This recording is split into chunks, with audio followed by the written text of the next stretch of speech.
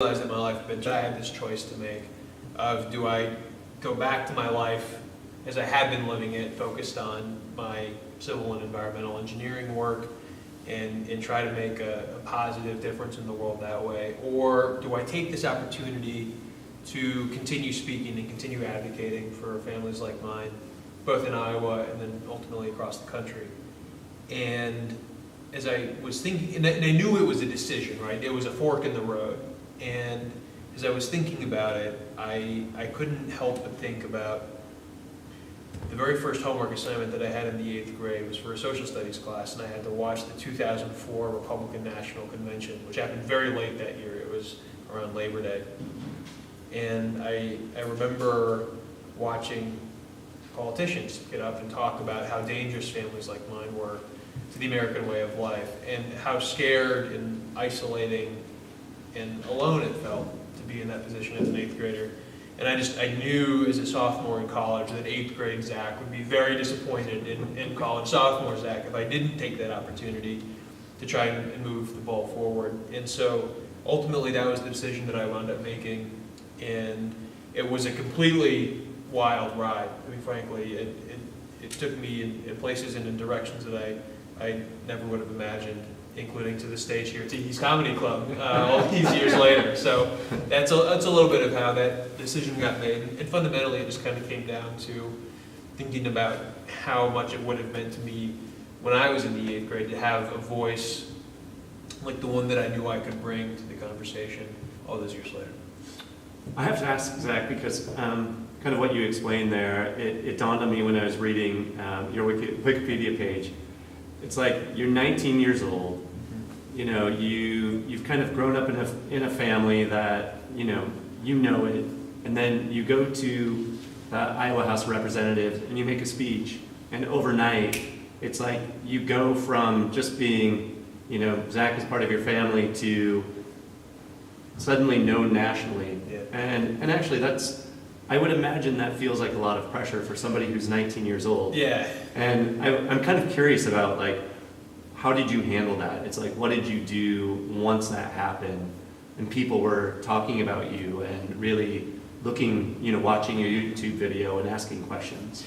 So there were really like 3 distinct phases. So I gave this speech on the evening of Monday, January 31st, 2011.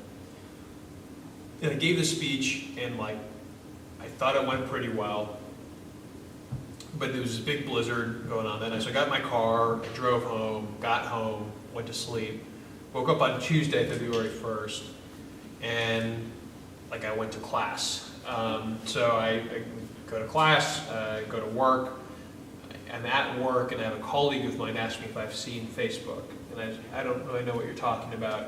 And she shows me this YouTube video of my speech, and the news feed was still a relatively new part of Facebook at that point. And it was, today if a bunch of your friends share something, it says Zach and 34 other friends all shared this YouTube link, right? But at that time, that didn't exist. So it was every other story in her news feed was a YouTube link to this speech. And at the time, I thought that what was happening was that it was a Iowa only reaction to what was happening. I had no idea that we were in the infancy of this really going viral. And so the next morning, which was Wednesday, February 2nd, it slowly started to really snowball, and then all of a sudden, I'm getting phone calls from the Ellen DeGeneres show and MSNBC and CBS Good Morning and all this stuff. And it went from oh, this is so cool, I'm awesome, this is great, to oh my God, I am in so far over my head, I'm just a normal kid, I don't have any idea what I'm doing, I don't have a publicist, I've never been on any of these shows, I don't, this is all very scary, frankly. But it was that evening, on the evening of Wednesday, February 2nd, where I'm trying to juggle all of this, and I get a phone call from my high school U.S. history teacher, a guy named Mitch Gross. And Mitch calls me and he's like, Zach, what's going on? And Mitch, before he got into teaching, worked in politics. And Mitch and his wife Melanie, who also had previously worked in politics, kind of helped me navigate that whole maelstrom. I mean, it really was overwhelming. And without their help, I would not have, I don't think I would have handled it very well. And of course, I'm very fortunate to have two incredible parents and a younger sister who do a great job of keeping me on my toes and making sure that, I stay grounded. And that's, family's always been an important part of our life, and especially, frankly, given some of the challenges that we faced as a family. I think that without those tight family bonds, we just wouldn't have been able to get through it. So, it was definitely a tough, not tough, but it was challenging in a lot of respects, in that early going and then trying to figure out how to navigate all that. I was only able to do it with support of family and friends. Great. So you have a pretty important role of a senator right now. What is the single most important thing that you're working on right now? Yeah, there's an easy answer to that question, which is redistricting. So once every decade, Iowa and every other state in the country redraws or redistricts our state legislative and congressional boundaries. And the reason that we do that is because the Constitution says that every Senate district, every House district, every congressional district has to have about the same number of people. Now, over the course of a decade, people move, right? A decade ago, Ankeny looked very different, right? And so many communities are either growing or losing population. And so every decade, the federal government conducts the U.S. Census, and people go around all over the country and they count how many people live in these different communities. And then Iowa actually has a very unique redistricting process. We have a completely nonpartisan, the legislature is only involved in approving, we're not involved in drawing any of the lines. And the thing that's really concerning about where we are right now is that, for decades, Iowa has had this wonderful nonpartisan tradition where both Democrats and Republicans have felt like it's a fair outcome. We're really concerned that we may see our Republican colleagues take advantage of the fact that they have both the House and the Senate and the governorship and actually gerrymander our state or draw the lines to their political advantage. Now, we don't know for sure that's what's going to happen, but we've seen a lot of signs over the past several months that indicate that is a very real possibility as we head into this kind of final act of this whole process. And so we're watching very, very closely. We're working very hard to make sure that folks like, frankly, all of you, including you who are watching at home, are aware of what is happening.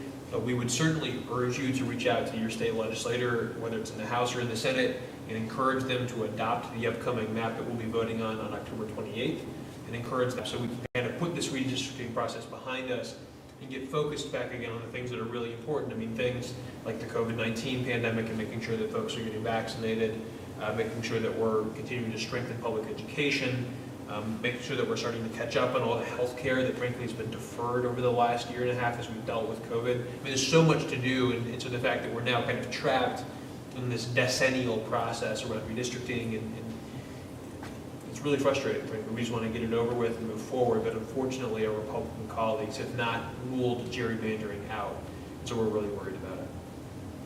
I mean, kind of just in terms of being a senator is clearly a full-time job and then some. How do you balance, your professional role with, some of the other things? I mean, family, your wife now, hobbies, advocacy that you're passionate about? Yeah, it's a great question. So the Iowa Senate and the Iowa House are both part-time legislatures. So many states, in fact, have part-time legislatures where it's not a 24/7, 365 job. Of course, because of today's political environment, there are a lot of responsibilities that are going on outside of just when we are in session. In Iowa, the state legislature starts again in kind of mid-January, and then we run for about 100 calendar days. So kind of mid to late April, sometimes into May, sometimes even into June. It doesn't happen very often, but once in a while. So when I'm not in the legislature, I work for Green State Credit Union. We're Iowa's largest independent nonprofit financial cooperative, and I help run many of our community investment initiatives.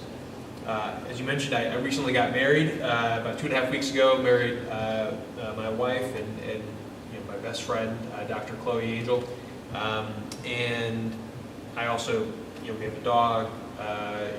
I've got hobbies. So definitely stay busy. I would say all of it is made possible, frankly, by my incredible staff, without whom, frankly, I would not be able to do what I do. I'm really blessed to have a terrific team both at the State House and at Green State, who helped me kind of bring my vision to reality.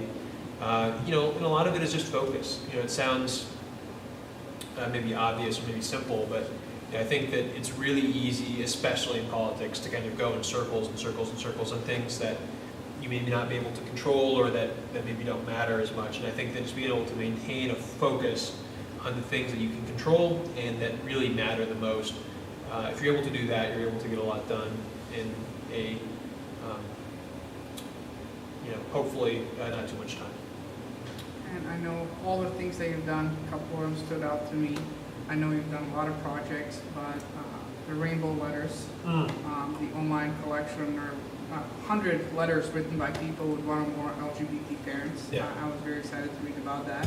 And you've also written a book called My Two Moms.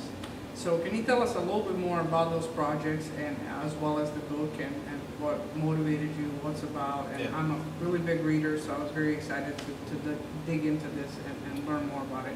Yeah, so the Rainbow Letters was a creative project that I was a collaborator on with a friend of mine who also grew up. She had two dads rather than two moms. And we got to know each other kind of through a non-LGBT related experience, but we just shared some similarities, but also some really profound differences in our experiences. And it was an interesting opportunity for us to try to build some community and to just help learn more and get some more conversation going around there's so many different experiences in families like ours and across the entire community. So that was something that was really, really fun. I worked on that for several years. I have not been involved for a while because I've had some other responsibilities, but Sure. that was a really fulfilling and satisfying project. The book was frankly not my idea. I did not have the self-confidence to think that at 19 years old I could write a memoir. But there was an agent out there who thought that I could, and JL has faithfully represented me for over a decade now, and she really thought that I had a story to tell to a broader audience. And so I co-wrote the book alongside someone who actually knew what they were doing. But it was a really an incredible opportunity to frankly engage in a level of self-reflection at the age of 19 and 20 that frankly not many 19 and 20-year-olds get to do. And so it was a chance to just think back on some of the defining experiences and moments of my life. And one of my favorite things about the book was that, obviously if you're writing a memoir at the age of 19, especially for me, but I think for the vast majority of people, there's no way that your life is nearly interesting enough to actually write a memoir. So we had to figure out some other way to tell the story aside from just chronology, right? And what we came up with was my experience in the Boy Scouts. So I joined Cub Scouting when I was just a kid and stayed all the way until I became an Eagle Scout in 2006. And one of the things that we decided to do was to structure the book around the 12 values of the Scout law. So the Scout is trustworthy, loyal, helpful, friendly, courteous, kind, obedient, cheerful, thrifty, brave, clean, and reverent. Those became the 12 kind of meat chapters of the book. And that, when we did that, it was not an intentional political statement about scouting. It was just a way of telling the story.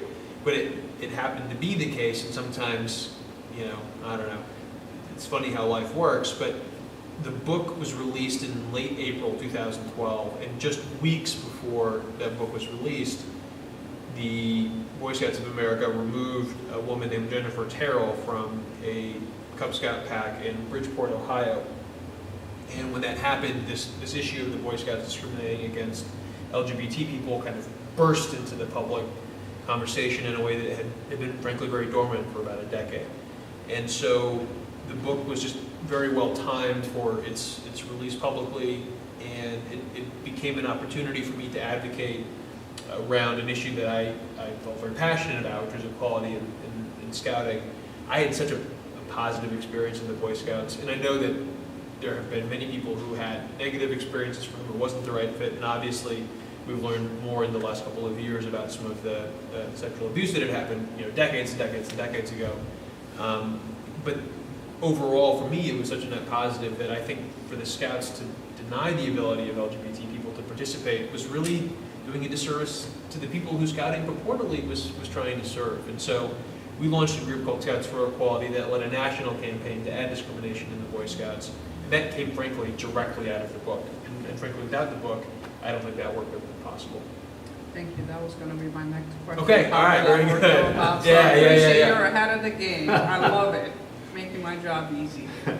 So, I was going to say, I'm very curious because for a lot of LGBTQ people, it's like there is a point in our own personal journeys where, we realize that we're different. Yeah. We have this realization that we don't necessarily fit every norm that maybe we grew up with or see our friends experiencing. And I'm kind of wondering from your perspective, because, although you're not physically or personally LGBTQ, you grew up in an environment where there must have been a moment when you yourself felt different. Yeah. And I'm wondering, when was that for you? And it's like, how did you process that? Yeah, it was pretty early, and for me, there were several different moments, right? I mean, part of it was realizing that I only had one parent at home, because my mom, Terry, was actually single before she met my mom, Jackie, who she's been with since 1995. I was born in 1991. And so there was a period of time there where my mom was single, where she was dating, she was single again, she met this woman named Jackie.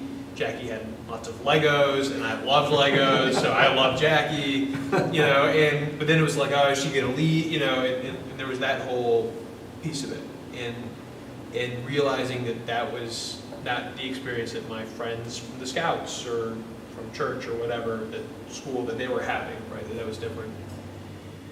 So there was that piece of it, and then there was starting to get a little bit older and understand that having two moms was like this thing called gay, and that was not what my friends who had straight parents were experiencing.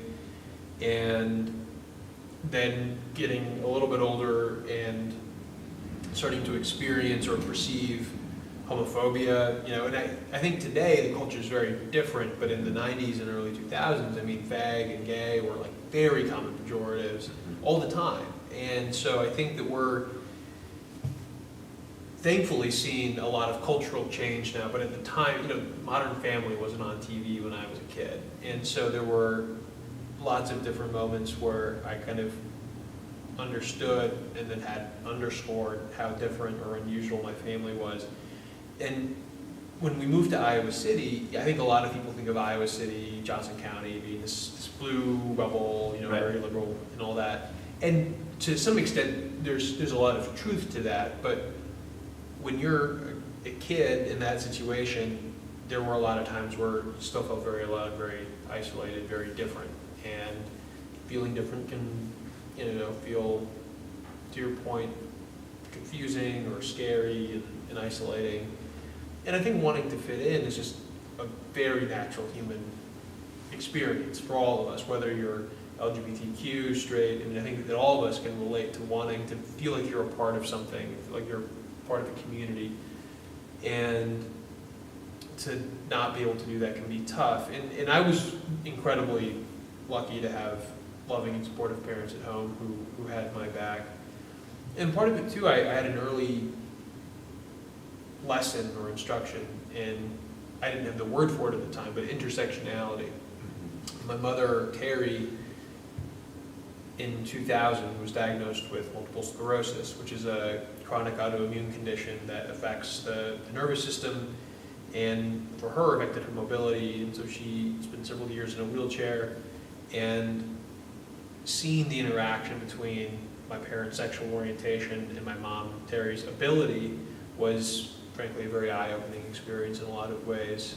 And in some respects, it often actually felt, especially when her illness was at its depths, that her illness actually affected our family perception or dynamic more in some ways than the fact that they were in a same-sex relationship.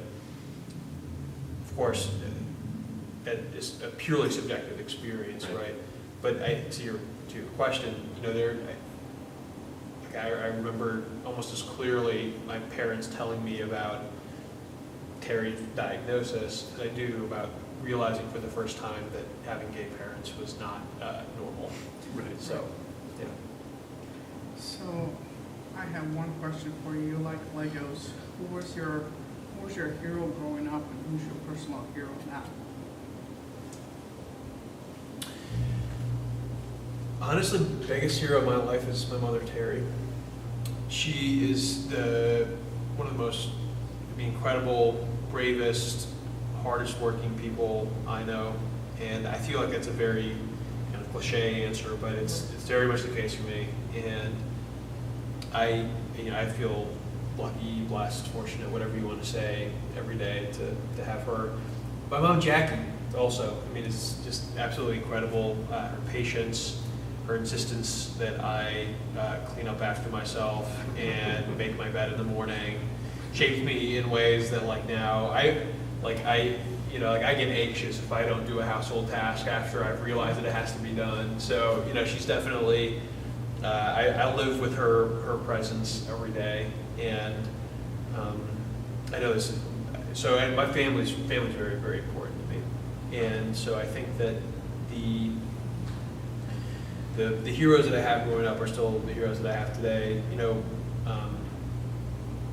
Politically, I certainly think about people like Tom Harkin and Barack Obama, who were leaders in this state and in this country at the time where I was starting to become politically salient.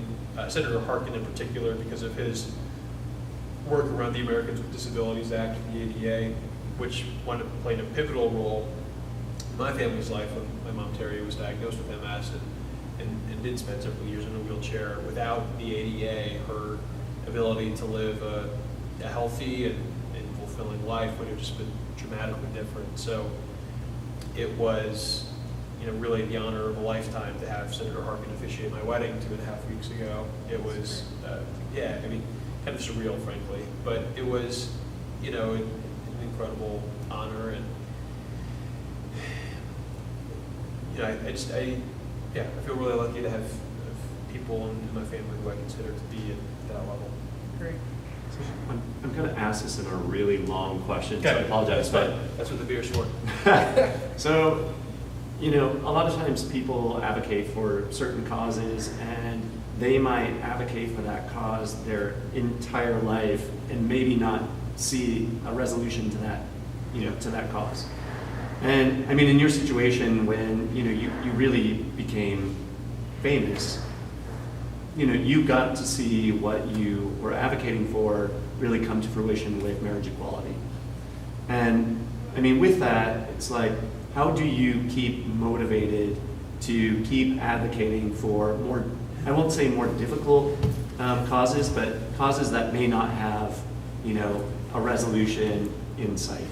Yeah, it's a great question. And I would say that fundamentally, on the narrow issue of marriage equality, you're right, that has been largely, maybe not completely, but largely resolved. And are there certainly people in the country who would like to take us back? Of course. But I think that we have successfully made the case to the public, and you now look at, marriage equality has record high support from the public. But the deeper issue, which is really what marriage equality was all about, was about recognition of the humanity of LGBTQ people. So that's some work to do. And I think that marriage equality wound up being a huge net positive, because if you talk to somebody who's heterosexual, cisgender, who's married, and you ask them, what are the most important things in your life? 9 times out of 10, it's going to be your wife, your husband, maybe the fact that you have kids. And one of the things that marriage equality did was it helped people who were married, straight married people who had kids, understand that they might actually have more in common with people in the LGBTQ community than they realize. Now, not everybody wants to get married, not everybody wants to have kids, and there are certainly some people who I think correctly have concerns about kind of normalization or what have you. At the same time, I think that the fundamental issue of marriage equality was about that recognition piece, recognizing people's shared humanity. And we've made incredible strides in that direction, without question. We have a ways to go. Just this year in the Iowa legislature, there were 15 bills that were introduced that were in some way or another attacking the LGBTQ community. Now, thankfully, we continue to have some allies who helped us beat a lot of that legislation back. However, none of these things are guaranteed forever, right? We always have to fight to protect those rights that we've secured and to continue to move them forward. So you're absolutely right that we did have a very real victory, and I do not want to minimize the victory at all. And at the same time, we still have a long ways to go. And the issues continue to evolve, too. We see certainly, I think, more focus or attention about the transgender community and what we're seeing around various kind of bathroom bills and employment discrimination, that sort of thing. And so it's always a conversation. Things are always changing. They're always in flux. And so there's that piece of it. But the broader question, around, in some ways, what you're asking about is hope, right? How do you have hope when the future may not be as well defined? And I think we just have to remember that hope is a practice. It's something that you choose. It's something that you embrace, and it's not something that necessarily, just happens on its own, right? It has to be a conscious choice. And I think there are a lot of people in Iowa right now who may not feel like they have a lot of hope. And I think part of my responsibility, part of my work as a political leader, is to help folks remember to choose hope, and that if we aren't able to choose it, that's where things start to get really scary. Just kind of a little bit of a follow-up on that. Yeah. How do you help people find that hope, or how do you encourage maybe people to find that hope and carry on with it? Just knowing that a lot of times within the community there are people who struggle and don't always know the path or what their journey might bring, and it's like, how do you personally help encourage? It's an important question. I think there are two things. One, as a leader, you have to be an example. You have to be a role model, right? You have to kind of lead by example and choose hope in your own life. And it's an easy thing for me to say as someone who's in a position of privilege and political power, but I do think that making sure. Look, if I didn't have hope for the future of the state, I wouldn't be in the job that I've got in, right? To be in politics, almost by definition, is to be optimistic and to be hopeful about the ability to make positive change. And I think part of it, too, there's unfortunately, especially in politics, it is such a polarized environment that we're currently operating in that it's easy to feel turned off or very negative about it. And I think what gets me up in the morning is just remembering that even though things are difficult right now, even if we wound up losing on a vote, which happens a lot when you're in the minority, which we are, when you're able to get up on the floor and give voice to a cause that maybe was ignored or that maybe people hadn't thought about in that way before, you can affect people's minds. And even if you don't win the battle, you're winning the war.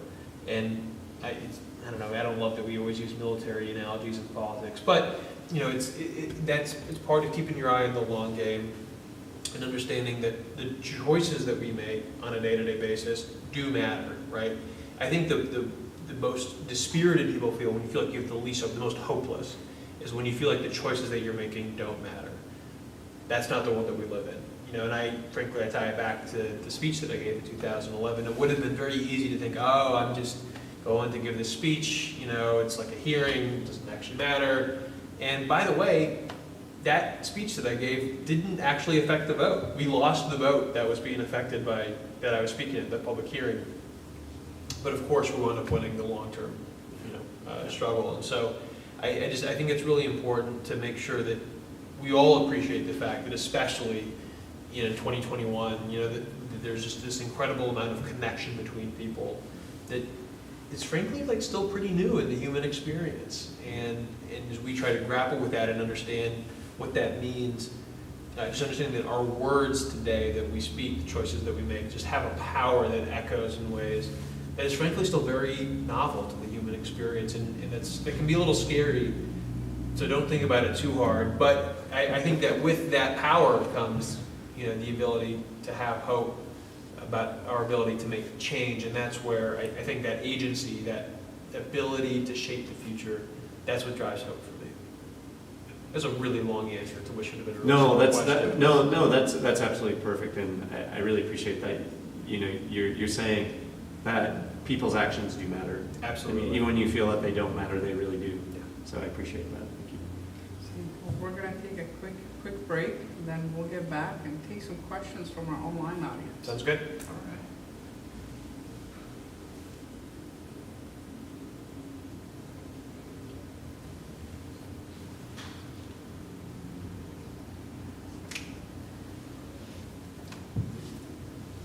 I should have grabbed that. I mean,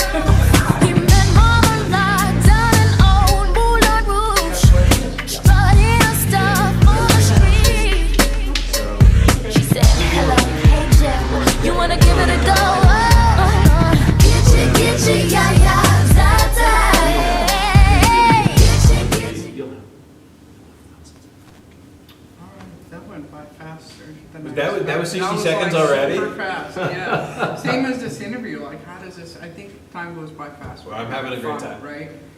So, there's one question I wanted to ask, and I feel like you've answered it already, but I really need to know, like, from, a 19-year-old to the point that you're... to being an old 30-year-old person. Right, Yeah, state yeah, yeah. senator, that just sounds like so important because it is.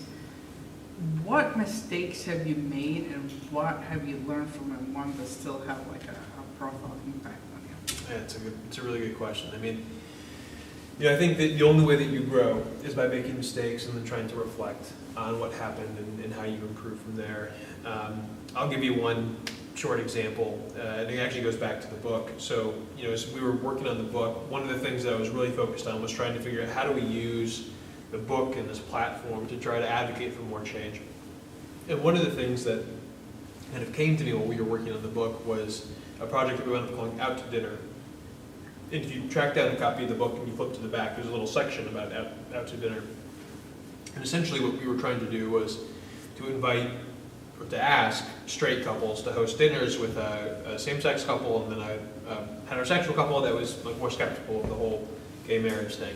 And then just kind of get to know each other and have conversations. And what I found through that process was like I had this idea, I was like, this seems like a great idea. And then there were a bunch of people who told me, yes, this is a great idea. And very few people who challenged me and said, yeah, you should really think about this again, because what you're asking is actually like a very heavy lift. Very few people are going to do it, and there's probably a better way to use your time and energy and resources to try and make change in the world. I should have listened more to those people, and it's not to say that you shouldn't have big ideas or try to do things, but I learned a little bit about how there will be some people who will tell you what you want to hear, and there will be people who tell you what you don't want to hear. And there may not be very many of them, but you really got to listen to those people. That's really important. So that was something that happened kind of early in the process that made an important and lasting impression that served me very well throughout the rest of my work. And then there were certainly moments, especially in the Scouts for Equality work, where there were compromises that we had to make or choices where we had to decide which path are we going to go that were really, really difficult. And I feel fortunate to have had a great team around me who helped me navigate those. And maybe it may not be a mistake per se, but just learning about the importance of having a really fantastic team of people around that you can't do anything alone is really, really important. Now, if you want to give a speech when you're 19 years old and whatever, you can do that. Although, even to be frank, even that wasn't alone. There were so many people who both helped me with the speech, who had helped me in the past with developing my speaking ability, who helped make that hearing possible. There were so many different people without whom that speech, that moment, what might have seemed like the single, person, but really was this constellation of people who were not in the video. So you can't do anything alone. That's really important. And that's something that definitely stands out. Do we have time for one more question? We do. Okay. I was just gonna. This is. We're very lucky to have a large following within Capital City Pride, and we really have members from all factions of LGBTQ+. And I actually just wanted to see if there's anything that, just in general, you might want to say to the community, or any words of wisdom, or just kind of give you a minute or two to Closing statement. Well, Well, first of all, thank you for the opportunity to be with you tonight, and I hope that we have the opportunity to do this again in person with a full venue of people once the pandemic is behind us and it's safe to fully kind of gather again in person. I've really come to appreciate the value, the importance of in-person community, and I don't get to hang out at comedy clubs very often. I most of my time in political stuff, so this is great, and I'd love to do it again at some point. You know, in terms of kind of where to close things out, I might just go back to where we were a few minutes ago about the importance of hope and of not becoming cynical and not just kind of resigning yourself. I know it can be really easy to feel frustrated, and I think especially between the pandemic and how polarized things became in 2016 and 2020, it can be very easy to feel turned off and not want to be engaged and not want to be involved.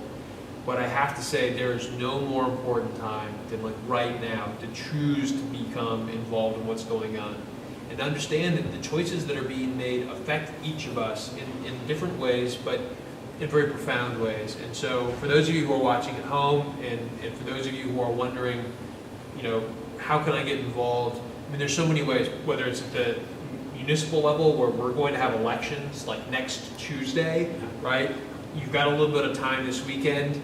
Learn about some of the candidates who are running, figure out who represents your views for school board, for city council.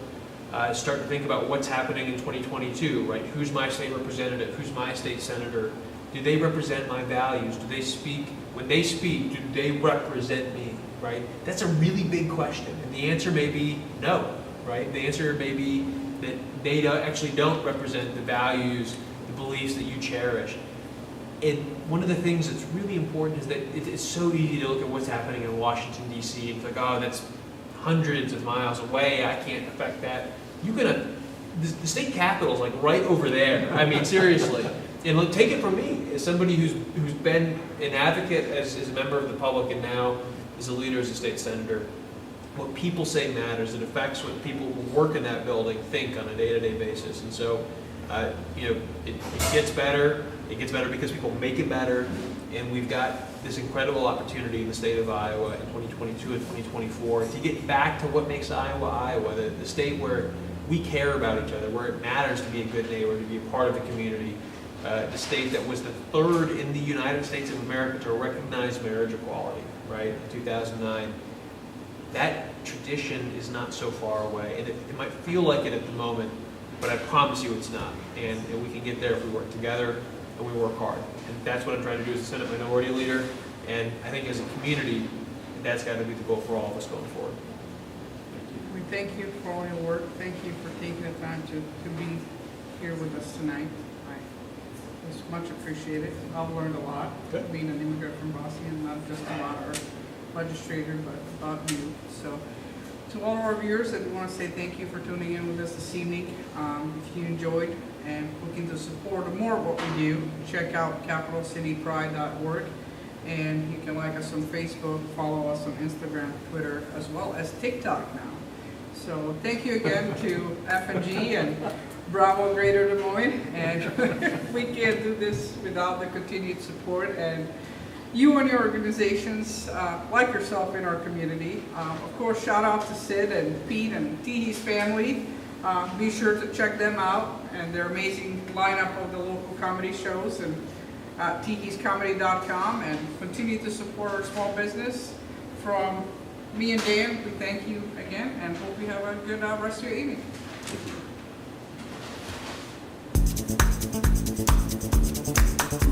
Awesome. Nice.